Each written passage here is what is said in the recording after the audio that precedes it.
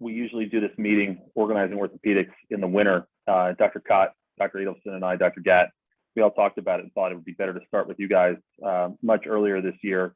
And we just wrapped up a lot of our kind of ERIS and fourth year rotation stuff with the class ahead of you.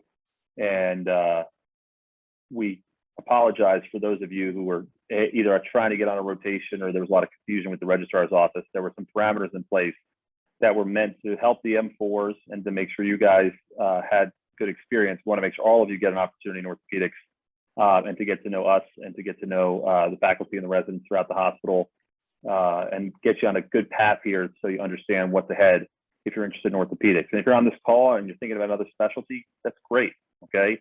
We just want you to have the information that you need so that you can just make some good decisions over the course of this year. Third year of med school is a really important special time. It's a chance for you to grow. It's a chance for you to spread your wings a little bit, take all the information you've been acquiring over the last few years and put it to good use. And you really can make a difference. Med students have more time to talk to patients than the residents do. And being that person that goes back and talks to Mrs. Jones at the end of the day to see how she's doing, that stuff goes a long way. It teaches you about who you want to be as a physician. I would tell you not to miss those opportunities to really be the most humanistic arm of the treatment team where you can be, because you often are, okay? That said, fourth, third year is a really busy time. You have a lot of requirements. There's a lot going on. You probably have started to figure out what some of the rules of the road are and how to do well in your rotations, and probably also figured out a couple things not to do. Don't worry, nobody remembers those mistakes you make. You'll get a chance to make them again, and the goal is to learn from them and not make them again, okay? And what I wanted to kind of go over with you is what it looks like if you're thinking about going into orthopedics with a timeline of the next year. And I'm going to pull up this little PowerPoint here, not this one, but this one.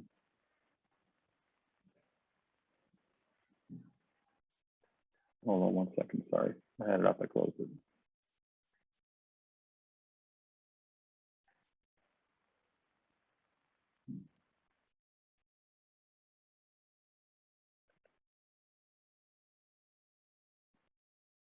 All right, so I'm gonna wait for the slides to come up and you guys are gonna tell me if you can see them or not, and then we'll get going. So a couple of you have done rotations with us. Matt Henderson was on earlier. We have John right now. Has anybody else had a rotation yet that I don't know about? I'm on the orthopedic rotation right now at Robert Wood, not the Peds one. You are, Dean. Okay, yep. Good. So could the three of you, while I'm just pulling up the slides here, just kind of tell everybody, what you felt like the expectations were of you coming in, because I'm actually going to spell them out now. But did you have a sense of what the expectations were? I personally had no idea what to expect, just because it was all M4s that were doing it beforehand. So yeah. This was the first time I was open to the M3s, so I didn't know what to expect. Yeah, so that's one of the hard parts, is that we have so many M4s applying this year, and we did the year before also, that they water down your experience and you, to a degree, water down their experience. That's why we try not to intermix them. I know with Matt, Matt came in and didn't have any other opportunities later in the year and would make a go of it, okay? The first thing to understand here is that we want to make life easy for you to get exposure to orthopedics. So if there's any conflicts, any problems, make sure I know about them, make sure Dr. Gatt knows about them, make sure Michelle Allen in our office knows about them. If anyone says you can't take a rotation, we'll figure out how to get you on a rotation, okay? Can everybody see my slides now? Yeah, say M3 pathway to ortho. Yeah. All right, cool. All right, excellent.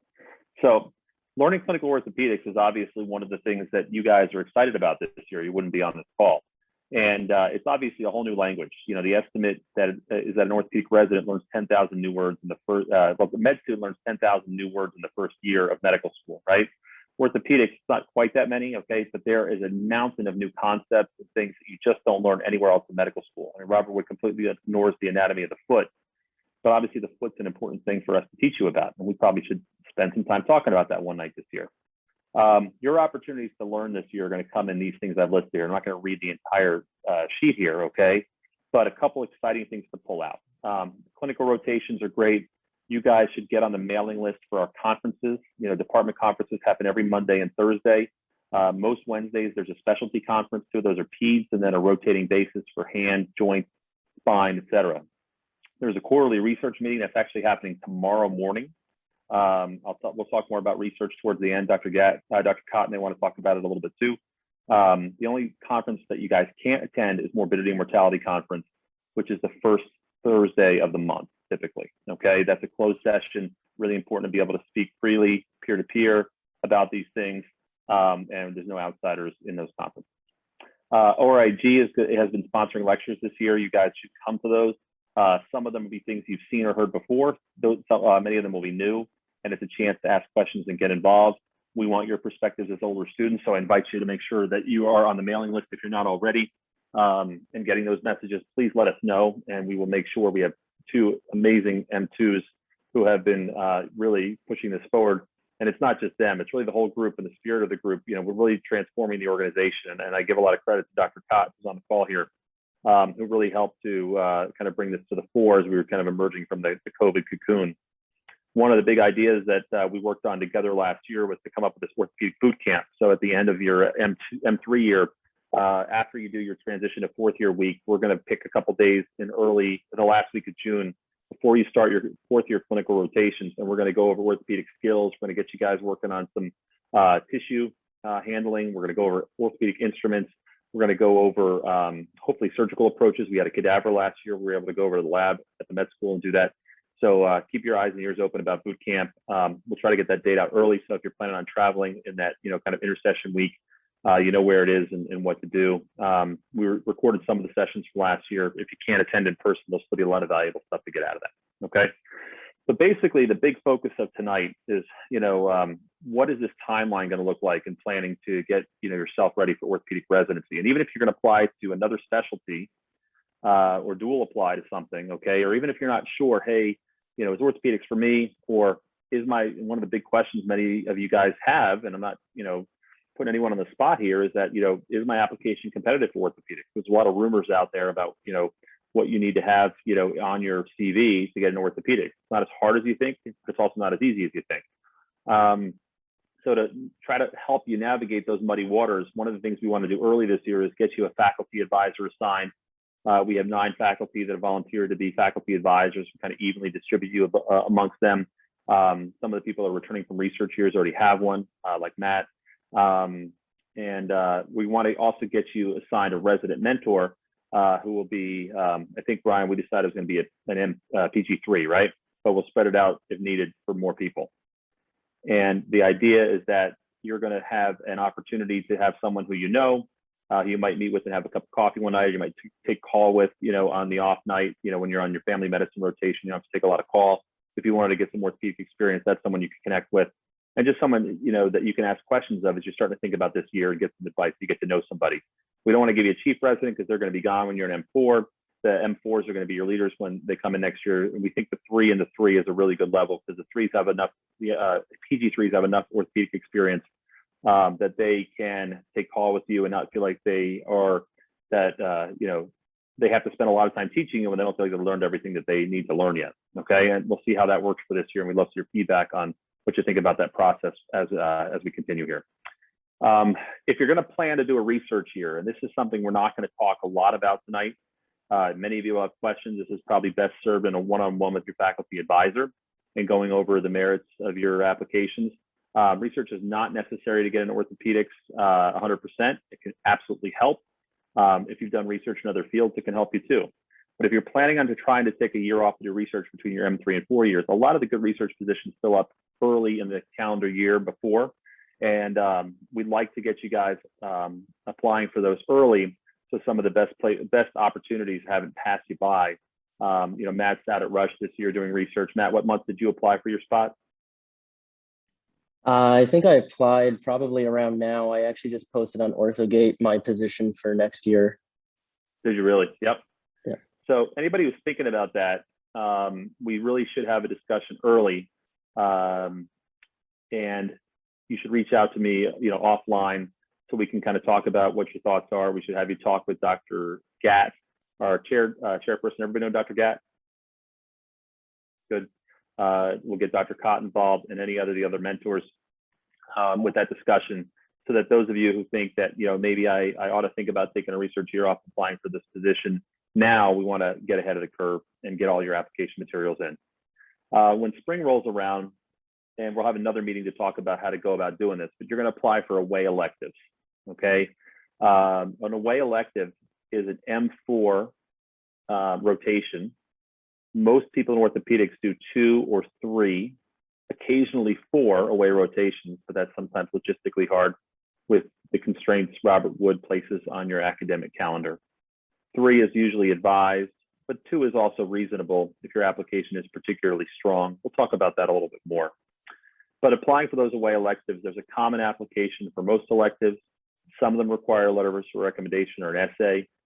There are places that get hundreds of applications. There are places that get a handful of applications.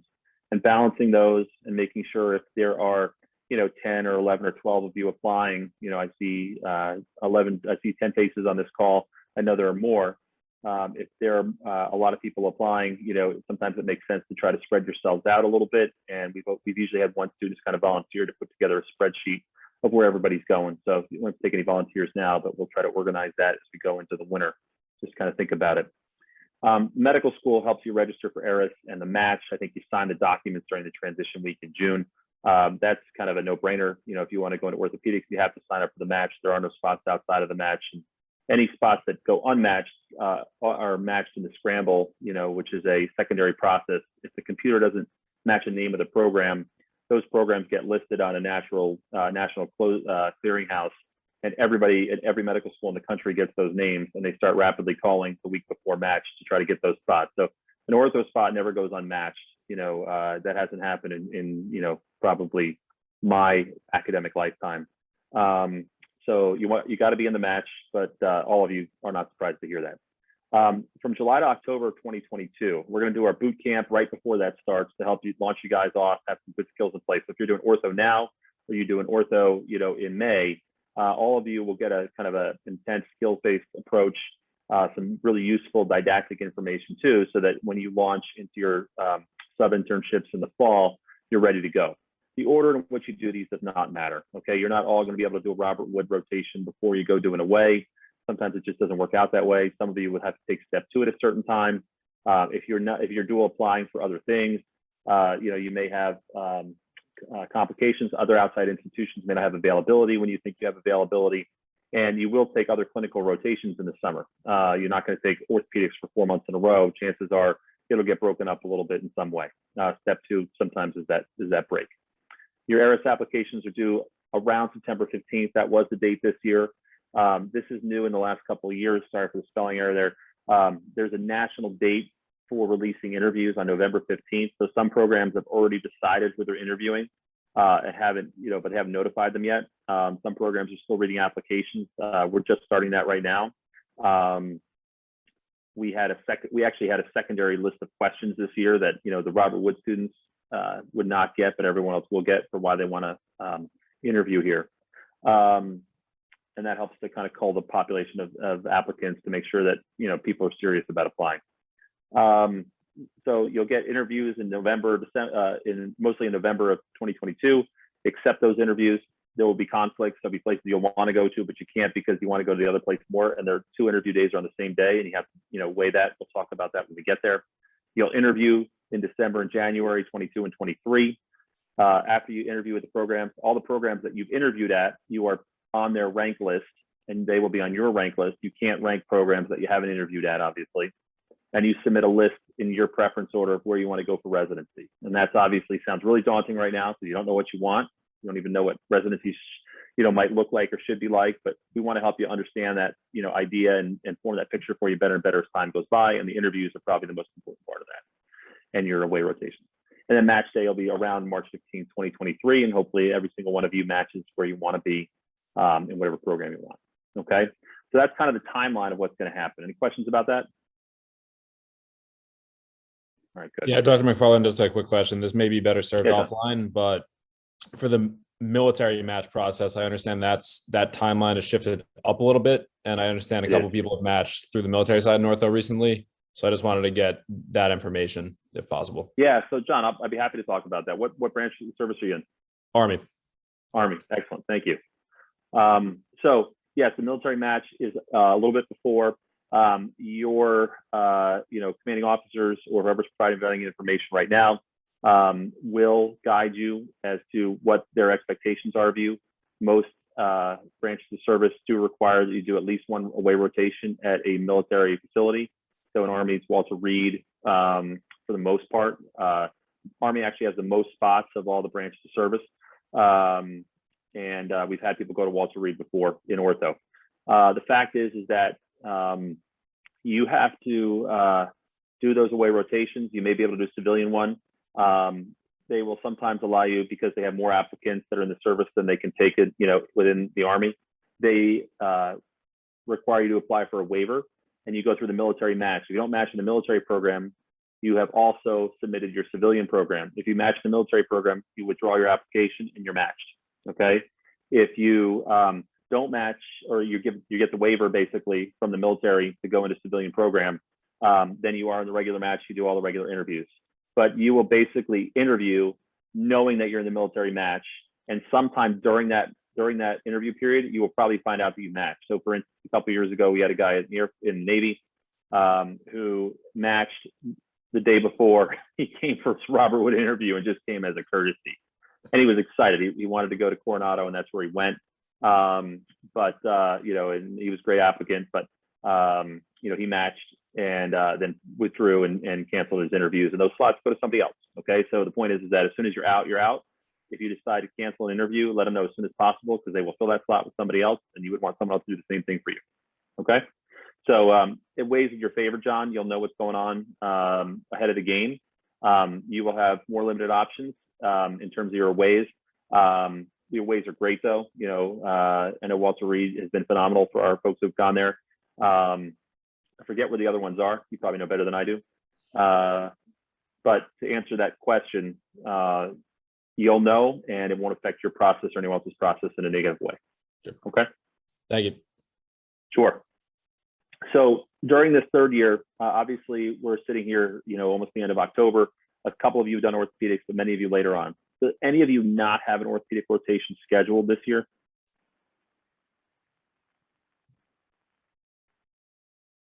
Good. Okay. So here's the deal. When you do, you're not going to do more than 4 weeks of orthopedics this year. You'll do a lot more than that next year. You could definitely be around. You could definitely attend conferences, but generally you're going to get an elective on general surgery. If anyone tells you you can't do ortho on general surgery, please let us know, because we can get you in. Sometimes they say it's full, there's too many. Dr. Gatt will make whatever accommodations are necessary. We just need to communicate. We've done that, on occasions when we've run into trouble in the past.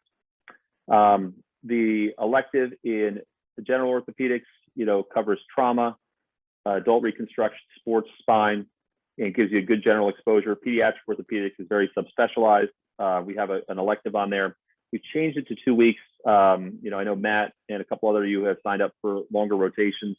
John's with us now. And generally, if you're signed up for 4 weeks, all we'll do is we'll put you on pediatric orthopedics for 2 weeks, and then we'll rotate you through general orthopedics and make sure you see some trauma and some joints.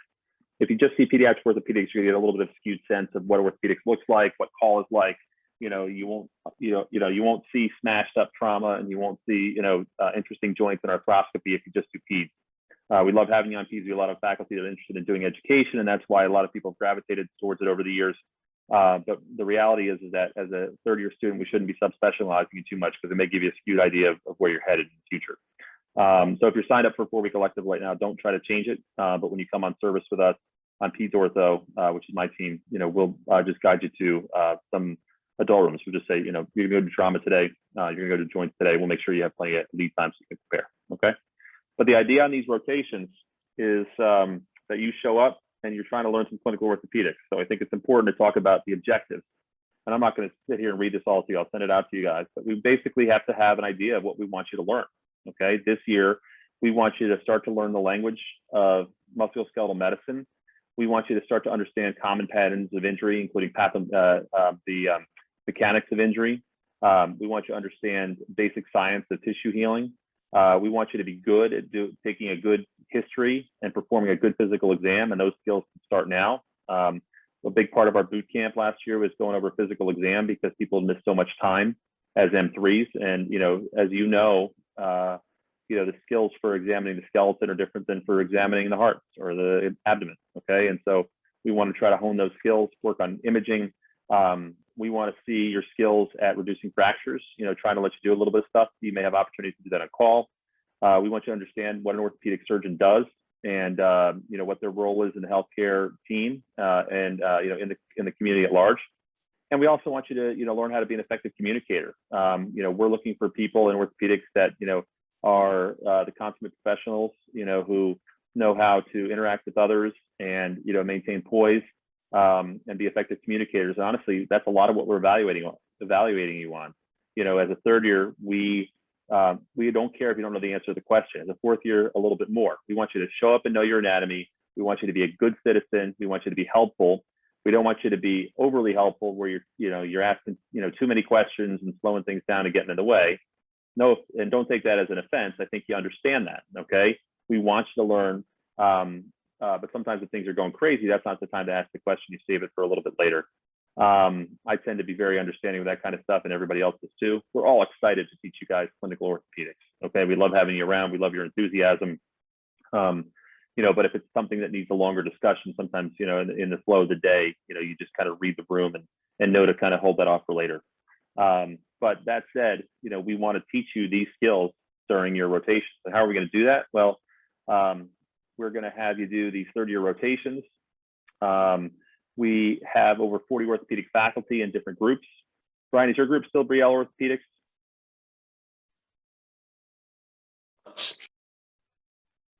Sorry, you were muted there for a second.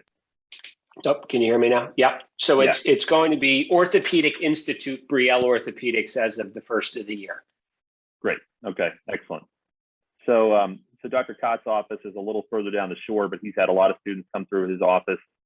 There are 3 of his partners are residents that were close in age to the 2 of us. We were residents together. Dr. Katt's 2 years ahead of me.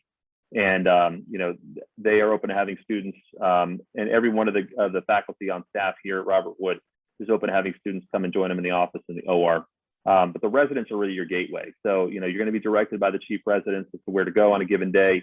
In Peds Ortho, it's a little bit more directed by me, but run through the residents on our team. You're going to help out on morning rounds. You're going to either spend the day in the office or in the OR. If you're in the OR, you want to change into a clean set of scrubs every day. The reason why we have a prerequisite of surgery or OB before you come on orthopedics is you got to know how to scrub safely and not contaminate the room. If you don't, make sure that you get, some experience with that beforehand. If you find yourself in a situation where you're coming on ortho and you've had 0 surgical experience, make sure we know. And if we have to give you a crash course for a couple of days on doing it the right way, then we'll do that. But we got to make sure that we're not compromising patient care. And we know you guys understand that, and we'll want to be as safe as possible. And then we can have some fun learning together. In the office, we want you to come in professional attire. So, no sneakers, collared shirt, usually a tie is a good idea. Young ladies, professional attire. Tiffany, you're the only one here, but, I think you guys know what professional attire looks like. We want you to stick around to the end of sign-out of the day, be accountable for everything that you do. The student that disappears is the student that gets forgotten. They recognize when you're not around. You should probably take calls once every 2 weeks. So if you're on a 4-week rotation, take 2 calls. If you're on a 1-week 2-week rotation, take 1 call. Okay. And as a third year, that usually doesn't have to be on a weekend. But if you do take a weekend night, then you won't miss, day of your clinical rotation, which I think may be to your advantage. The expectations, like I said, we want you to show up, know your anatomy, read about things that you don't know, and be a good teammate. Okay. So what does it take to match in orthopedics? I want to hear from you guys now. So there's a lot of stuff floating out there. I know there's a Yellow Journal article about, the average board score and how many publications you have to have. But what do you guys think it takes to match in ortho?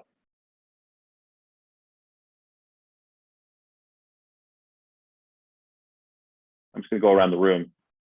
James.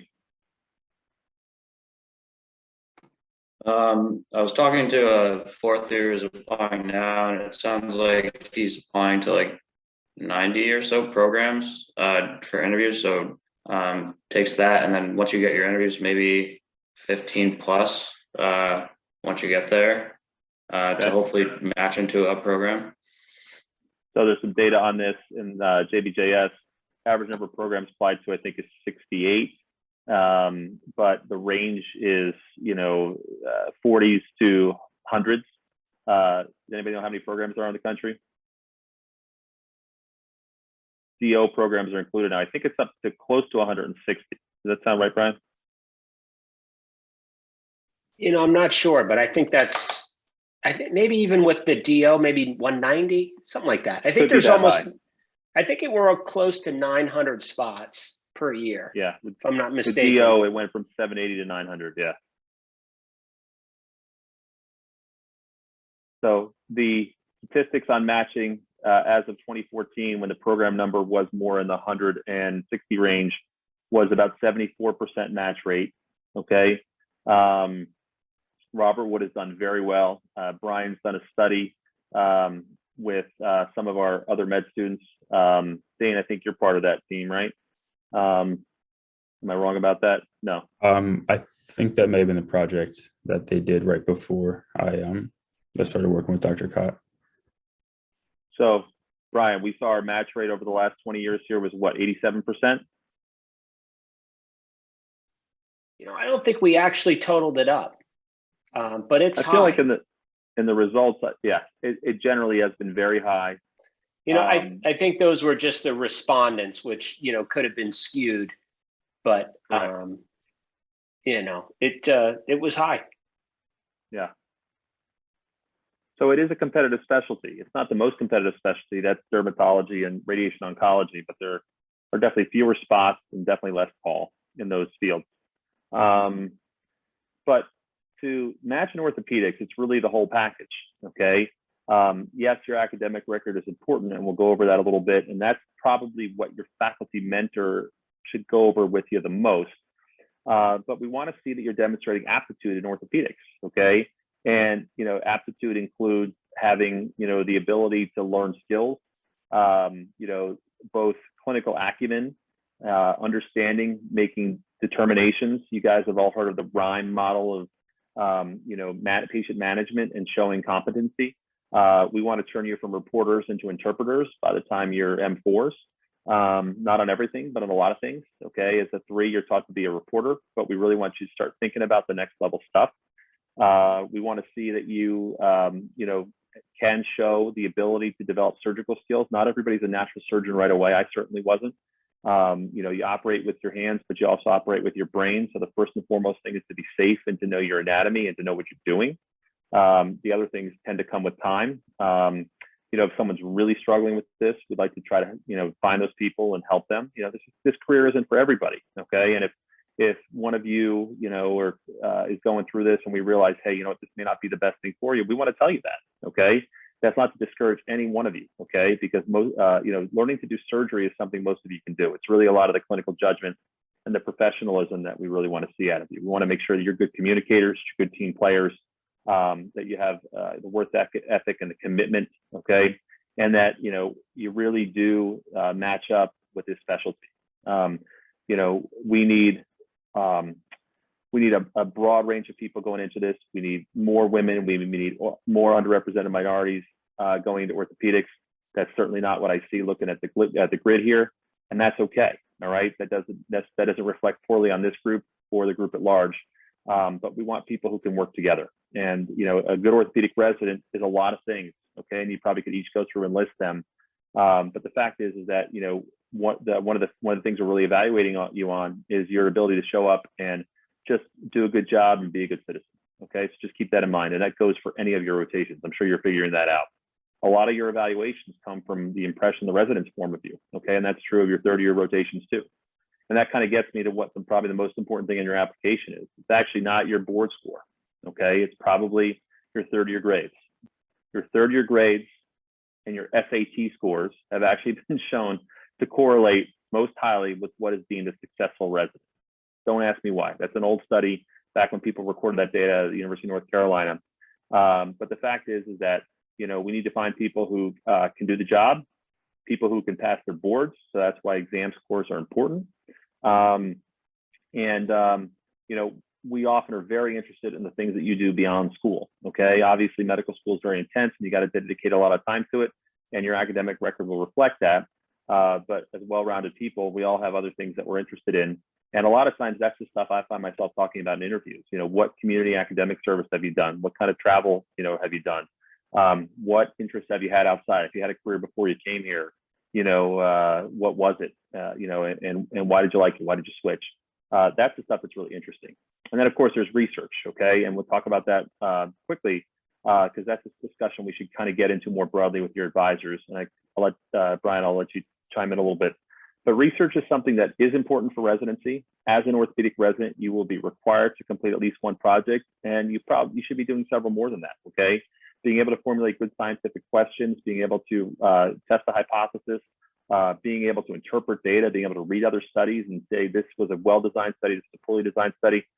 The ability to incorporate new information into your practice in the future is all predicated on being able to be an orthopedic scientist, okay? And doing research prepares you for that. So that's why residencies desire this. Now, there are residency programs out there that are kind of centered around, churning out research papers, okay? And having a huge support staff to do that. But not every program has that, but every program still has a research requirement. If you wanted to, match at, everyone thinks about HSS and that's a totally different, animal. But if you wanted to go to Pitt, for instance, okay, your application is going to be a lot stronger if you have some publications on there. But if the publications are in a different field because you were not interested in orthopedics until the last couple of years, that's okay. All right. The research you did in the past counts. Would we love to get you involved in some more studies here? Sure. Okay. But don't discount research you've done before. And that's something you should definitely talk about with your advisors. Is there a magic number to match? No, there isn't. Okay. If you read that Yellow Journal article published in 2018 on, the qualities of match, the mean board score was 248 and the mean match, the mean number of papers was 5 or 4.6 or whatever it was. Does that mean people match with that? Yes. Do people have more than that? Yes. Do people have less than that? Oh, yes. Okay. So it's really the whole package. All right. And if you have some research that you're already working on, research you've already completed, or research that you've done in the past that you can help, kind of wrap up and get to a stage where it's publishable, I think that's valuable. Okay. And I'm sure you guys will have some questions about that component of it. But basically, you want to do well this year. You want to, have grades that show for it, and I know that it, there's the shelf exam and they're hard and you got clinical honors, but then you didn't get on the shelf. Just go get the honors, I know things were pass fail last year. Do you guys have honors this year? Yeah. So, you're starting to learn what the shelf exams are all about. The first couple are hard because they're really meant to kind of create stratification there. And once you've gotten medicine under your belt and gotten surgery under your belt, they start to get easier because everything kind of centers around medicine. You start to learn what the questions are. And talk to your classmates, about how to prepare for those exams. Talk to fourth years about how to prepare for those exams because it'll help you. And those things, they do matter, okay? Letters of recommendation are also important, okay? And we can talk about that briefly right now. Letters of recommendation don't have to all come from orthopedics. I think some of the best character references come outside of orthopedics. If you really hit it off with a faculty member this year, that you spend a lot of time with and you feel like, that psychiatrist or that family medicine doctor would write me a great letter of recommendation, don't hesitate to ask them, okay? And it's not a bad idea to ask them to write it early and just file it with the dean's office. And then they can, call upon it later to bring it back out. And you don't have to use every letter of recommendation. Now, you shouldn't be asking every faculty member, in the hospital for a letter of recommendation, okay? They'll catch on really quick that you're doing that and they'll get annoyed. But the fact is that people who get to know you well should write one. But within our department, your faculty advisor is going to write you one.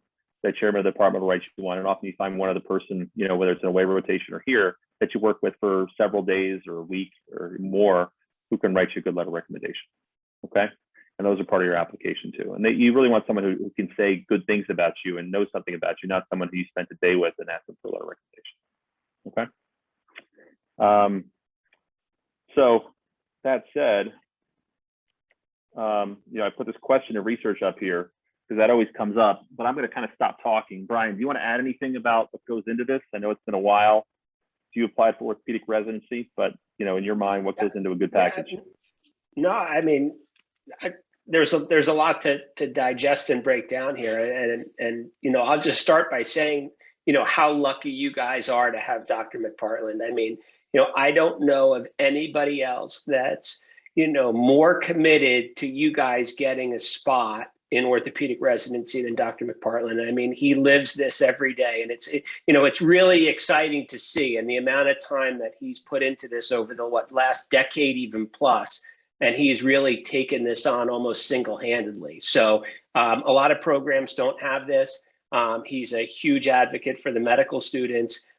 So don't discount it. And, you know, everything you're hearing is it's really fantastic, and, you know, take advantage of that. That being said, though, it is competitive, and, you know, you talk to different people and you get different numbers, and the number of people that match after not matching the first time is like 50%. So 75% match the first time, and then you either do a research year or a prelim year in general surgery, and then 50% of those match the second year. So now you're up to like 87, 88%. So you know what? So if you do have to do another year and we have to audible, if you want to do orthopedics, like, we will find a way to let you become an orthopedic surgeon. I mean, there's always an outlier or someone that, you know, really doesn't have the aptitude for it. But if there's a will, there's a way. And everyone says, oh, I don't want to waste a year of my life, or it's so, you know, embarrassing when everybody else is going to match day and, you know, I'm doing research. You know what? It all is forgotten. I mean, life is long.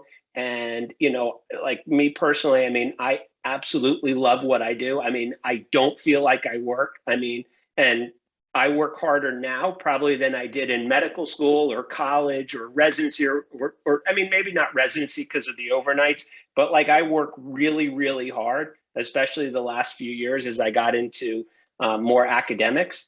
But I like it. I mean, I'm doing it because I like working with the students. I like working with the residents. You know, I'm very curious. So, you know, and as you get busier, more opportunities just open up. So for me, orthopedics is really a fantastic thing. And I'm glad I didn't settle in the beginning and someone say, oh, that's too hard, or, you know, you guys work too much, because you can really tailor orthopedics to whatever you want. I mean, we have people in our practice that are almost like part-time people. I mean, practices have gotten larger, and then we have, you know, people, and, you know, I came from Rothman where everybody's a little bit crazy and people are consistently working, you know, 16-hour, 18-hour days. So you have the whole mix and the whole gamut, and you can kind of make this whatever you want to be. So don't be discouraged. And if you want to do it, you know, I'm going to try to help you guys get a spot. I know Dr. McPartland's going to do everything he can to get a spot. But it's not going to, and I can already tell you, and I'm just starting to get into this, and I think 4 people asked me for letters of recommendation, and there was a wide spread in the letters that I wrote, because, you know, I mean, my credibility means something. I have contacts, you know, through the country with different, you know, committees I serve on, and you know, programs that I've run, and it has to be realistic. So, you know, somebody who, you know, like, you know, say Amr spent a research year with me, and we wrote over 10 papers. I mean, and he is brilliant and he's fantastic. And the letter I wrote for him is very different than the person who came to my clinic 3 times for 3 hours and asked me to write a letter. I mean, a nice person, but it's just going to be very different. So, you know, that being said, I think the letters of recommendation matter. You know, you guys still have step 1, which is nice. And obviously you guys probably scored well on it, and it's not an absolute. But I think having those letters of recommendation is really going to strengthen your application. And I think one way to get that, you know, is through the research projects, you know, and I'll, you know, call out Dane a little bit. Dane and I have been working together for what, 6 months, 8 months now on this project. I mean, the guy is awesome. I mean, he crushed it. He's a first author on a paper. I'm sure we'll get the thing published. And, you know, he's going to be sitting in a very good position, not only from the paper, but I could see what type of individual he was by us working together. And, you know, that I think is one of the benefits of, you know, getting involved with a mentor, you know, participating in a scholarship project, because they can really get to know you, and then they'll go to bat for you later on. You know, and then also with research, I think, you know, that's what I told, you know, Dr. McPartland is one of the strengths that I think I can bring. And I'm not a basic science researcher, but I was forced to learn the process, because in, you know, where I was before, you know, you were compensated basically, you know, part of your compensation was, were you able to be productive? And it wasn't the right fit for our group, but as I was going through the process, I was forced to kind of learn how to do it. So I think I kind of know how to get the job done, and I can help facilitate. And those people that are interested in doing research, or at least interested in strengthening their application, you know, I can kind of help you get to that point where you can get, you know, publications done. You know, I kind of, you know, understand the system. So that's something we have. And, you know, I'm trying to encourage some of the residents to do it too. But already I see, you know, some of the senior medical students are ready to take like a lead role. So if you guys hop on and you're working on something now, well, you know what? You know, as a, you know, PGY1 or PGY2, you're doing your own projects in residency. You're just that much further advanced when you go through the system. So it's a good time to start. It's hard to fit it in. There's a lot of other conflicts, but we can accommodate it. And it's also like, if you just say, hey, I mean, we're going to give you guys the preference. So, I mean, honestly, we have M1s that are now asking to get involved. But if you guys want to do research, we're going to kind of give the preference to you guys because, you know, your timeline is shorter. So we have the research meeting tomorrow, but we also have the spreadsheet, and that has all the projects that are going on right now. So you can see where there are openings. You know, you can talk to some of the different attendings or residents and say, hey, how can I hop on something? And, you know, stuff comes up all the time. It's not like we have like this, you know, master checklist of what we're doing. You know, you see an interesting case, or, you know, Dr. McPartland and I have a discussion and we're like, how does that work? Or, you know, we both kind of scratch our head and say, is there some way we can study and look at this? And then, you know, it kind of develops from there. And then hopefully we don't go too far down the wrong path before we audible, but there's always room for review articles and case reports and, you know, some of the low level stuff. To do a big, you know, randomized trial, I don't know. We're not quite there yet. We don't have the infrastructure in place for it. But we can get you guys involved in stuff if you want to be. Thanks for that great overview, Brian. And, you know, I was so excited. Brian and I had a conversation about a year ago, and, you know, we've stayed in touch over the years. We worked a lot together in residency, and I was just so excited that he came back, you know, when his group kind of changed its affiliation. You know, he had really enjoyed doing some research at Jefferson and brings a wealth of, you know, really insightful experience and a lot of know-how and a lot of, you know, just initiative. Brian's a starter. You know, he created so many of the systems that are in place still at Robert Wood for keeping track of patients in the hospital. He built a database from scratch when he was a PG4 and PG5, and they're still using the same one today. You know, we worked together on getting the website up to speed, the first department website, a lot of other things. So I'm so excited that he's back. And one of the things that I'm not particularly strong at is research, but I'm looking forward to learning just as much as you are from him and others. And there are other faculty that are, you know, interested as well. And having this having the spreadsheet, showing up for the quarterly research meeting, we'll send out a Zoom link for tomorrow's meeting. Brian, while I'm talking, can you pull up that Zoom link for tomorrow for them and put it on the Zoom on the chat? Put the link for the spreadsheet too, so you have that. Yep, that's up there now.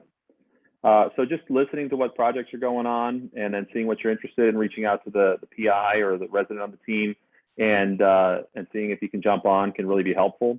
And one of the things we like to do, since there's so many of you and there's so many that are interested, is really help this to generate more projects, quite honestly, you know, and get more faculty involved in doing good clinical research. So I'm so excited about this, and I think this is something we should, you know, spend more time on. You know, tonight was a night to kind of introduce you guys to third year and kind of tell you what the pathway is going to be.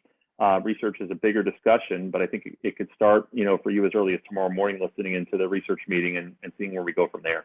And Dr. Gatt's really excited when you guys get involved. A lot of times you have ideas, and so many of you have picked up the ball and run with it as students, you know, just come into those meetings. So that's the Zoom link that Dr. Katt put there. Does that come in all across all the way there, Brian?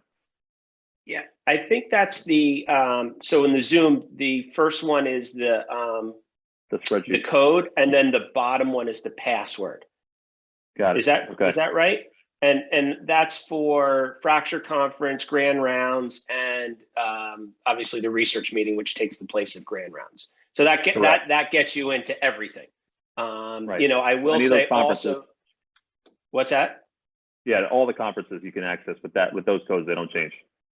Right. And, you know, a project we've started too is we've started recording the conferences, so you can listen to them on your own time. If you're on another obligation, you can't come at 7:30. So I'm going to throw the YouTube link up there as well, and pretty much everything's on there, so you can do it at your leisure. I have a quick question regarding that. Since John and I are both on the rotation, like the orthopedics rotation, we have education tomorrow. So will all that, the research meeting, be a part of the education that we have tomorrow morning? That is your education tomorrow. Yeah. Oh, it is. Okay. Yeah. And the second half, you guys are actually going to have a meeting. Dr. Gatt bought a clinical research education series that you're going to watch with the residents, with him and Dr. Dunn tomorrow. And you'll have a question and answer about research methodology tomorrow too. So tomorrow's all about research for you guys. Okay. All right. I'm excited about that. I haven't seen the materials yet, but I'm going to watch them. Charlie has them, Brian, and we can get access to them offline. He told me so. Should be good. So the next steps here, guys, we covered a lot of ground tonight, are to basically get you guys assigned a faculty advisor. And there are 9 of us that are doing it, myself and Dr. Katt, Dr. Gatt, those are names that and there are several others, of our colleagues in various different disciplines throughout the department that are involved. And try to get you a fall meeting set up with them. If you're interested in research or taking a year off and you need to have that discussion, that's something we would like to try to expedite. So if you're in that situation, let me know. We didn't go over what your academic record needs to look like to match. This is not a night to try to worry you, but if you have concerns about your application, it's worth having a conversation about those, to make sure that you're on the right path. I'm happy to do that with you guys in short term. If you have concerns, just reach out to me. Dr. Gatt's also got really good advice. We kind of know where you're really competitive and you don't have to worry about it. Sometimes there are people who should take a year off and do research to help, boost their application and give them the best chance of matching. If you feel like you're in that situation, just reach out and we'll try to, expedite, having a discussion about that. Okay. I want to try to keep things succinct tonight. We're coming up on an hour pretty soon here. Yeah, go ahead. Real quick, and just saying that, our department is pretty small. I mean, we only have 3 residents a year, and a lot of times the interns are off on another service. And, we're really making a push to include all you guys in the department. And I think that's unique, as opposed to some of the other subspecialties and other departments, within the institution. But we want you guys because, we want to grow. We want to have a presence. We need you guys to teach the M1s. I mean, they're like starving for content and they want to be part of it. And if you guys have gone through it, you can be teachers and mentors toward them. So we really encourage you guys to get involved in almost everything. I mean, there's almost nothing that you can't, just with those links right there. And you can get involved in pretty much everything. And, hopefully that kind of stays with you once you leave Robert Wood. We're going to make a real push to kind of bring you guys back. Either, you want to come and, practice in New Jersey because most of you guys are from New Jersey, that's an option. You want to just, maintain some connection with this institution. We hope you do it. And, through working with us through the 4 years, those kind of relationships continue to grow. So, you're more than welcome to, hop on anything we're doing. Don't feel like, oh, you're imposing. We want you there. We actually need you there to kind of, strengthen what we're building. I couldn't agree more. All right. So any other questions that you guys have? We'll try to wrap up in the next couple minutes. You have the links there. Can everybody copy the chat? I'll save the chat too and try to email that around to everybody. I may be the only person as the host that's able to do that. But I think that let me jump in one more time. Sorry, Tom. Just okay. One technical point. And I think, Tiffany, I give you a lot of credit for figuring this out and getting it done. I'm not sure how you did it, but there was a little glitch with the registrar where you couldn't sign up for a 3rd-year adult orthopedic rotation at Robert Wood. You could only sign up for it at Monmouth.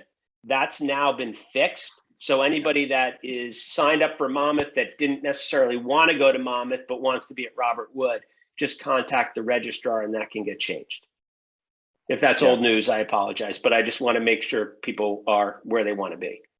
No, I appreciate that, Brian. So Monmouth has its own residency program, but because it falls under Robert Wood Barnabas as a Barnabas hospital, we have access to the rotations there.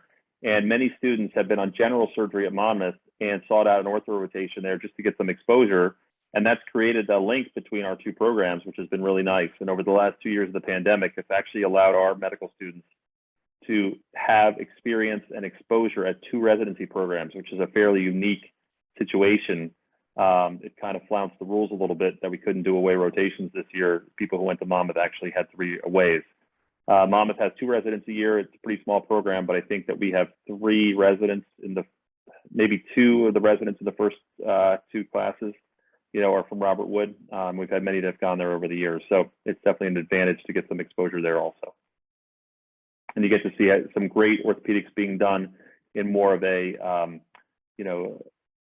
all the orthopods at Robert Wood are in private practice. My group's employed by Robert Wood Barnabas Physician Enterprise, but not by the hospital.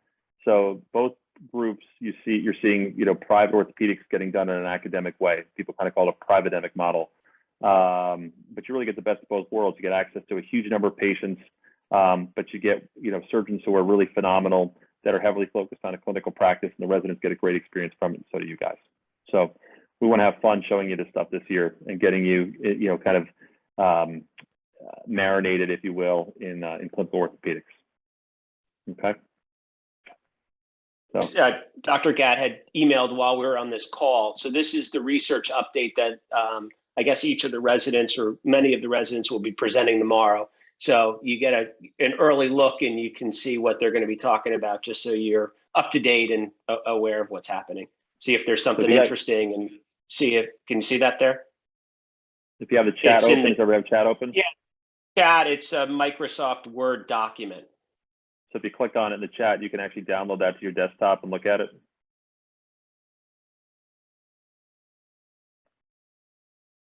Okay. And then those links, if you click on them and they start to open, and then you just save them and bookmark them, take a screenshot. I will save the chat and email it to you guys also, because it comes as across the text format, so you'll have the links. I'll do that as soon as we get off. Okay. So we'll plan another meeting, before the end of the calendar year. We're coming up on November 1st. Probably after you guys finish your clinical rotations and go off for the holidays, maybe we'll, just send around, see if you guys are interested in chatting again, or if the holidays seem a little bit of a hard time to do it this year because you're finally getting away this year. We could do it, after the first of the year. But anybody who's interested in taking a year off for research, we probably should sit down and talk about that soon. Okay. So with that, it's great to see everybody. Brian, thanks so much for coming out tonight. Matt, good to see you. Keep the faith, represent well in Chicago. All right. If anybody has questions about, research here and what it's like, Matt, is it okay if they reach out to you? Yeah, absolutely. Yeah, great. Appreciate that.